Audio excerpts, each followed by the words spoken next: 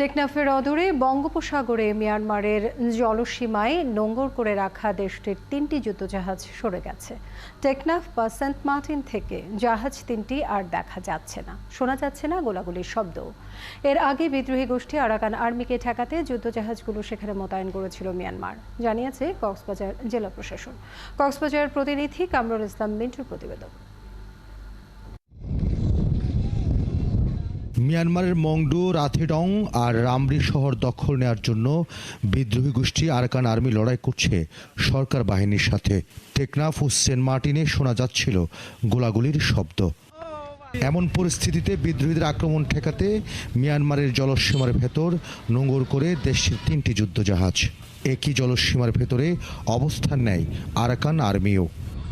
বাংলাদেশের জলসীমায় ডুবোচরের কারণে মিয়ানমারের জলসীমা ব্যবহার করে টেকনাফ থেকে সেন্ট মার্টিনে যায় নৌযান। তবে বর্তমানে সেই পথ দিয়ে কোনো নৌযান গেলেই মিয়ানমার থেকে গুলি ছুটছে। এতে বন্ধ হয়ে গেছে টেকনাফ থেকে সেন্ট মার্টিনের ট্রলার ও স্পিডবোট চলাচল।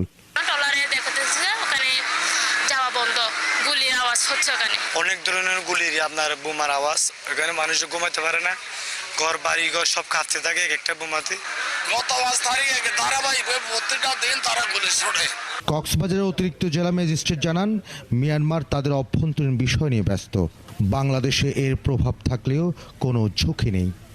না, যে দুইটা জাহাজের কথা বলা হচ্ছে আর কি, সেটা তো ওদের সীমানা, তাদের সীমা, তাদের বাহিনীতে যুদ্ধ হচ্ছে, সরকারি বাহিনী তাদের ইন্টারনাল বিষয় আর কি, তাদের সীমানায় হচ্ছে, তাদের জলের সীমা এটা হচ্ছে আর কি, এবং তাদের স্থলের সীমা হচ্ছে। বাংলাদেশের সীমানার সাথে কোনো সম্পর্ক নেই, আমাদের সাথে কোনো ফাংশন এখানে নিয়ে আসবে।